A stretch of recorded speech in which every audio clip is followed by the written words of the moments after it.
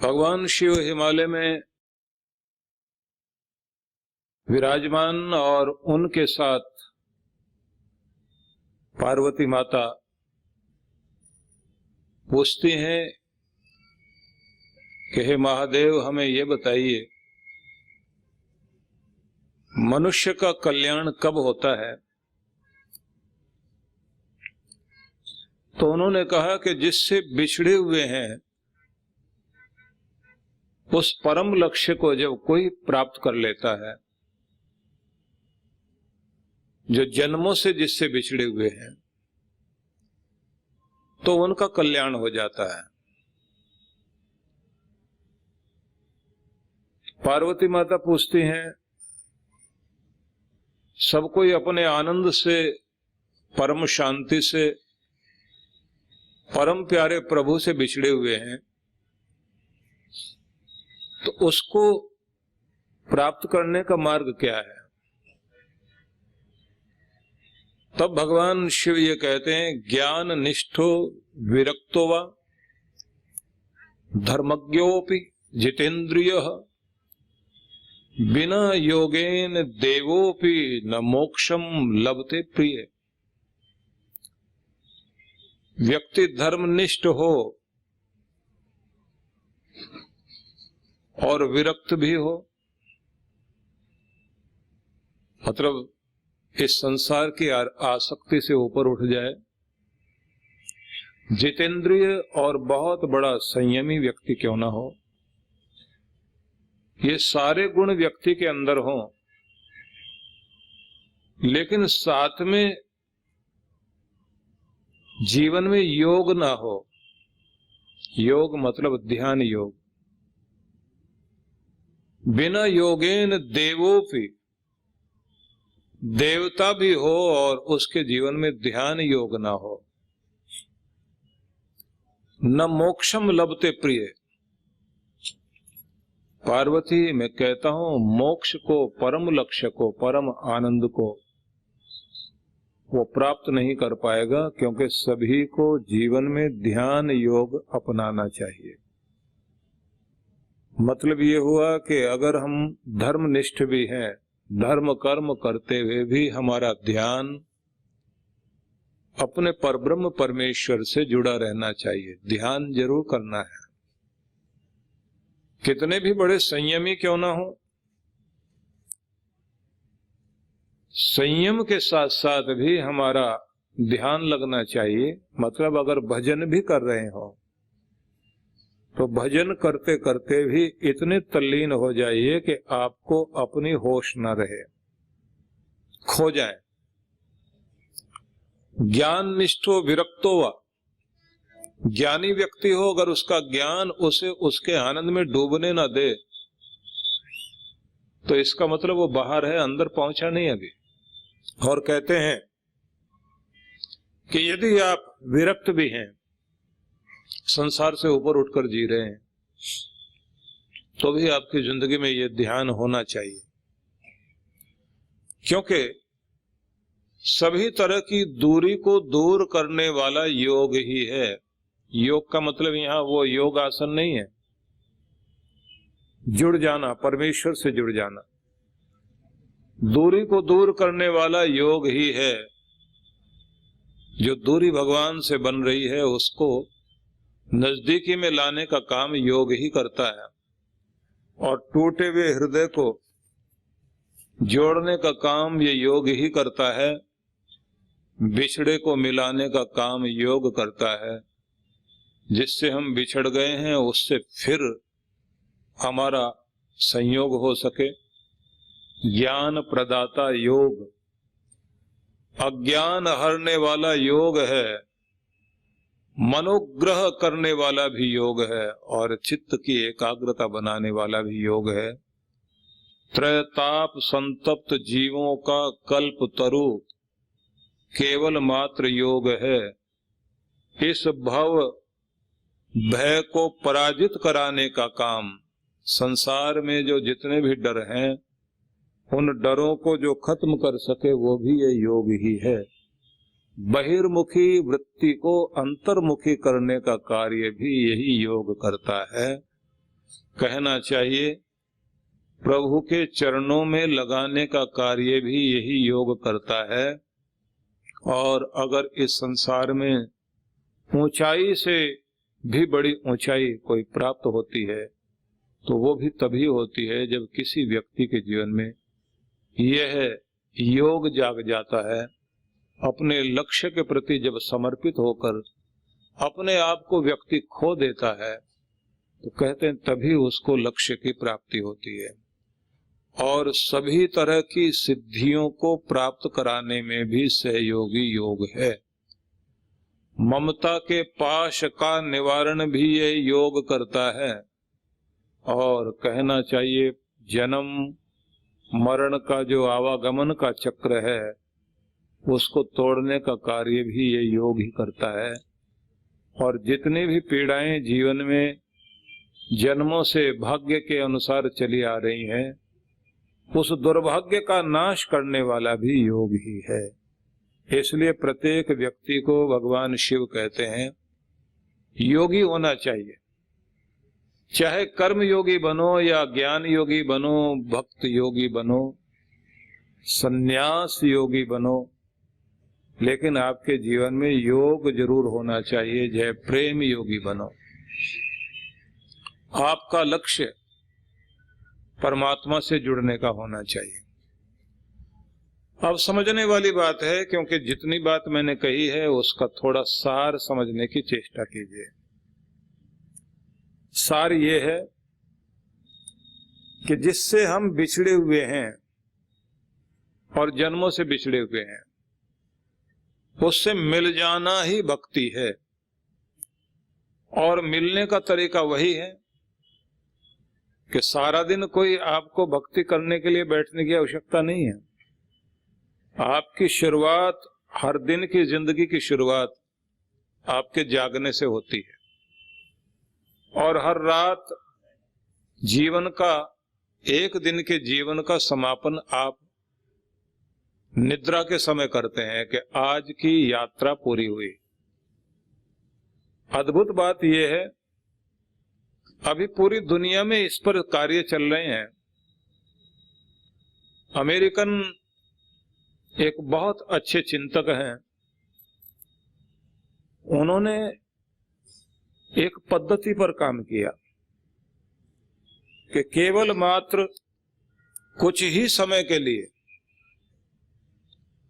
आप यदि अपनी रात्रि के समय अपने भगवान से जुड़ जाएं और सुबह उठने के बाद थोड़ी देर के लिए उससे जुड़ जाते हैं तो इतने से आपको वो चमत्कार जीवन में प्राप्त हो जाते हैं जिन चमत्कारों की आप पूरे जीवन भर में उम्मीद करते हैं। और उनके इस चिंतन के बाद एक महिला, उसने भी एक अद्भुत कार्य किया। उसका कहना केवल 17 सेकंड के लिए अगर आपका मन पूरी तरह जुड़ जाता है रात्रि में सोते समय तो भी आपकी जिंदगी में चमत्कार घटने शुरू हो सकते हैं। केवल 17 सेकंड। 17 सेकंड कितने छोटे थे, लेकिन उसके लिए उसका कहना है कि आपको धीरे धीरे धीरे धीरे उस गहराई तक पहुंचना चाहिए कि जहां आप अपने आप को खो बैठे हैं, जहां आपको अपना खुद का होश ना हो। बहुत तरह की विधियां पूरी दुनिया में प्रचलित हैं, लेकिन अपने यहां एक ही चीज कही जाती है कि आपको वो विद्या जरूर सीख लेनी चाहिए जिस विद्या के साथ आप अपना मन इतना केंद्रित कर सकें कि जो आप पाना चाहते हैं उसे अपनी तरफ खींच सकें। और ये चीज योग में है, ध्यान में है। अगर आप भजन भी कर रहे हैं, जाप भी कर रहे हैं तो इतनी तन्मयता से करें, इतनी विभलता से, व्याकुलता से करें कि धीरे धीरे धीरे धीरे चरम तक पहुंच जाओ। और इतनी चरम तक आप पहुंच जाएं कि जहां पहुंचने के बाद आपको ये ध्यान ही ना हो कि आप कहां हैं। बस विधि इतनी ही है। हाँ, एक बात जरूर ध्यान रखने की है, जब भी आप बैठे, अगर आपके चेहरे पर उदासी है तो आप उदासी पर टिके रह जाएंगे, फिर उदासी आपकी तरफ आनी शुरू हो जाएगी। आपको चाहिए जैसे आप अपने पूजा में गहराई में जाने लगे हैं तो आपके चेहरे पर आनंद का भाव या प्रेम का भाव या कृतज्ञता का भाव, धन्यवाद का भाव, ये सबसे पहले होना चाहिए।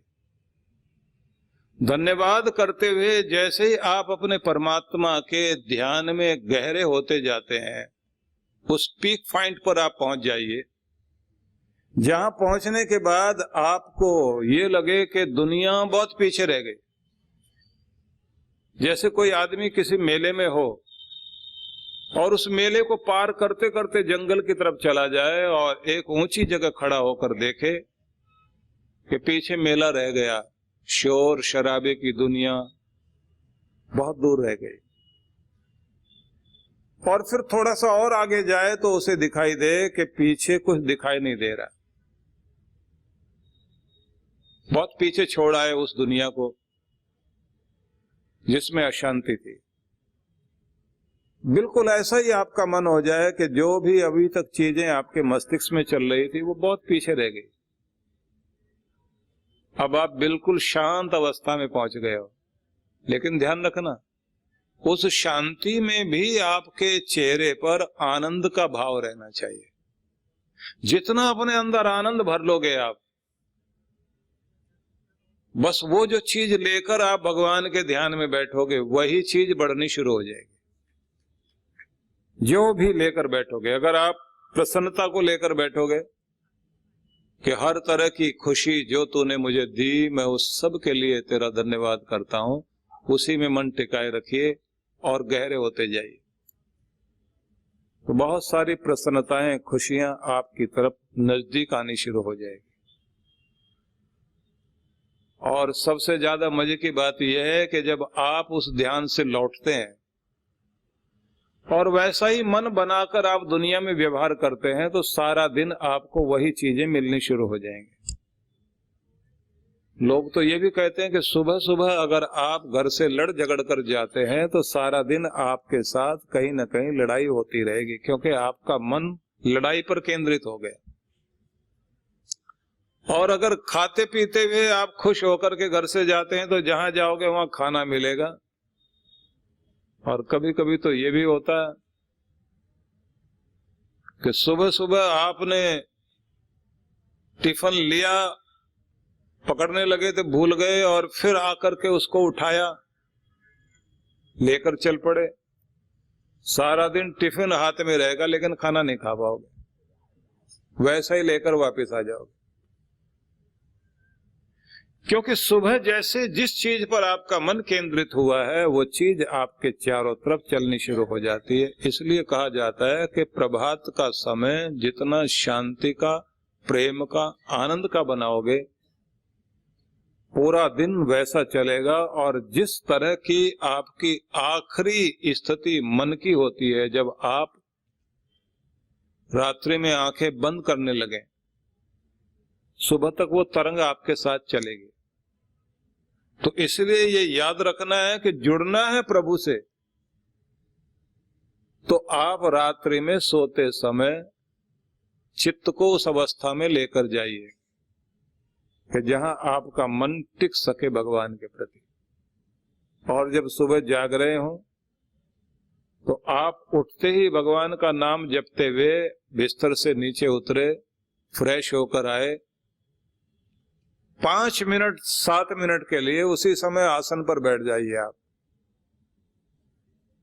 क्योंकि उस समय आपको नहाने धोने के बाद बैठोगे, वो पूजा बाद में कर लेना, लेकिन उसी मूड में आप 5 मिनट के लिए, 7 मिनट के लिए अपने आसन पर, भले बिस्तर पर बैठ जाओ, जाकर दोबारा से बैठ जाइए तो शांत भाव लेकर और प्रभु को आप धन्यवाद देकर अपनी शुरुआत करिए।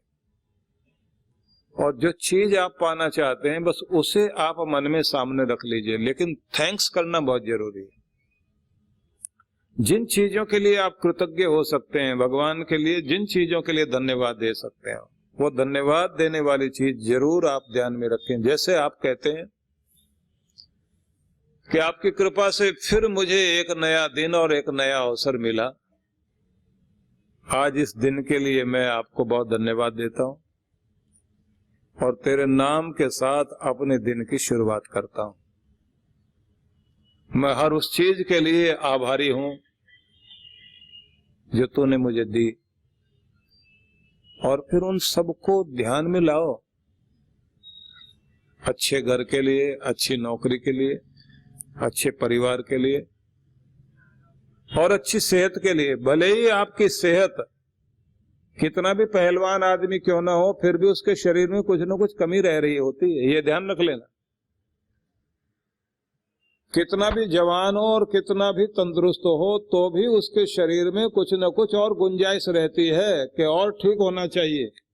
और कितना भी बूढ़ा आदमी हो जाए तब भी कुछ न कुछ उसमें दम इतना रहता है कि उसका स्वास्थ्य ठीक हो सकता है। तो सेहत वाली चीज भी रहती है और रोग वाली भी। तो अगर आप चाहें तो जो अच्छी चीज है उसके लिए थैंक्स कर सकते हो भगवान को। जब आप थैंक्स करेंगे तो आपको और दिया जाएगा, और शिकायत करोगे तो जो है वो भी आपका वापस लिया जाता है, ये इस लायक है ही नहीं। तो इसलिए आप उसके लायक बनिए कि आपको और दिया जा सके।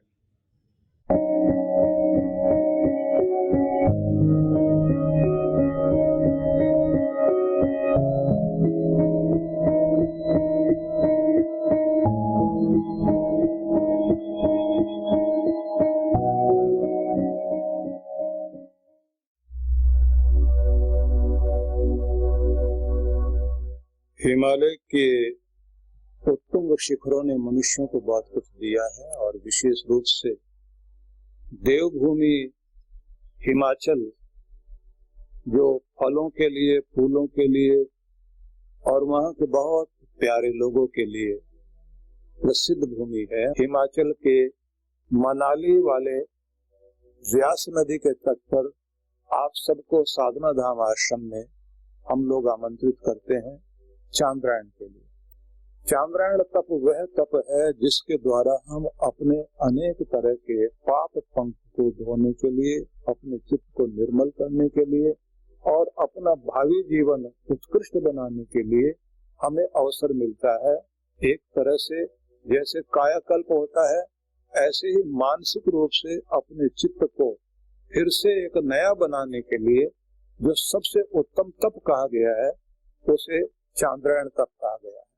धौलाधार पहाड़ियों के मध्य व्यास नदी के तट पर प्रकृति के उस सुंदर सुरम्य वातावरण में तप करने का सुंदर अवसर है हम सभी के लिए। 22 मई से लेकर के 6 जून 2021 तक के लिए ये सुंदर अवसर है। इसमें आप लोग पधार सकते हैं, इसका लाभ ले सकते हैं। दूसरा, मैं आपको ये भी कहना चाहता हूँ, जो 5 दिवस के लिए ही साधना करने के लिए आना चाहते हैं, तो इस बार साधना बहुत ही अलग तरह की साधना हो रही है, जिसमें कुंडलिनी जागरण से लेकर के समस्त चक्रों के जागरण की विधि सिखाने के साथ साथ में हम अपने सौभाग्य चक्र को किस तरह से जागृत कर सकते हैं और अपने 10वें द्वार तक अपनी चेतना को कैसे पहुंचा सकते हैं, जिससे जन्म भी सुधरे और मरण भी सुधरे। तो यह चक्र साधना, कुंडलिनी शक्ति जागरण की साधना और सौभाग्य प्राप्ति के लिए सौभाग्य ध्यान का सुंदर अवसर होगा, जिसके लिए 5-5 दिन के ये कैंप चलेंगे। मैं आमंत्रित करता हूँ आप सभी को कि आप आइए और इसमें